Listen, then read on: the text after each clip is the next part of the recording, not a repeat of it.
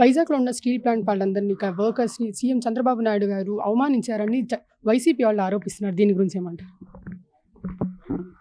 4 సంవత్సరాలు వారు అధికారంలో ఉన్నారు. ఆ సమయంలోనే ప్రైవేటైజేషన్ జరగబోయింది. ఒక్కరోజు కూడా అడ్డుకోలా. 23 మంది ఎంపీలు ఉన్నారు ఆ రోజు. ప్రైవేటైజేషన్ జరుగుతున్న దాన్ని అడ్డుకోలా. మేము విశాఖపట్నం స్టీల్ ప్లాంట్‌కి రివైవల్ ప్యాకేజీ కింద 13,000 కోట్లు కేంద్ర ప్రభుత్వాన్ని ఒప్పించి తీసుకొచ్చాం. అంతేకాకుండా రాష్ట్ర ప్రభుత్వం కూడా తన వంతు సహాయం తనకు చేస్తుంది.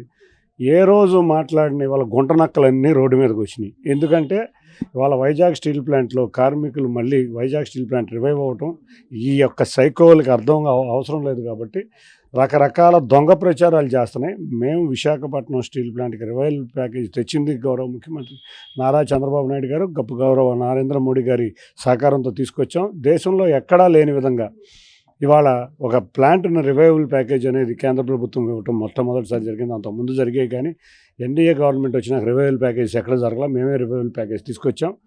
అసలు ఏమీ చేయని చేతగాని దద్దమ్మల్ల ఇళ్లల్లో పడుకునే వాళ్ళు వచ్చి మాట్లాడే ఈ సన్నాసులందరూ కూడా ఒక్కళ్ళకు కూడా మీరు మాట్లాడే దొంగ కబుర్లన్నీ ఆంధ్రప్రదేశ్ ప్రజలందరికీ తెలుసు కాబట్టి మీ మాటలు నమ్మే పరిస్థితిలో ఆంధ్రప్రదేశ్ ప్రజలు లేరు. సిఐఏ సబ్మిట్లో ఎక్కువ మంత్రులే ఉన్నారు, ఇండస్ట్రియలిస్ట్ లేరు. మా జగన్ హయాంలో అయితే ఇండస్ట్రియలిస్ట్ ఉన్నారు అని చెప్తున్నారు. గురుగారు అమర్ గారు దీని గురించి ఏమంటారు? ఉన్న పరిశ్రమలు వెనక్కి వెళ్ళిపోవడానికి మాత్రం జగన్ హోయం బ్రహ్మాండంగా పనిచేసింది.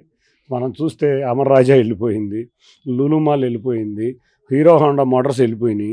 వాటిలన్నింటినీ తీసుకురావడం మా ప్రభుత్వం చేస్తుంది. నిజంగానే కరెక్టే. మీరు పరిశ్రమలను వెళ్ళగొట్టేయడానికి, పారిశ్రామికవేత్తలను బెదిరియటానికి, పారిపోవడానికి మీ ప్రభుత్వంలో ప్రతి ఒక్కరు కృషి చేశారు. దానికి కాదని అనేది లేదు.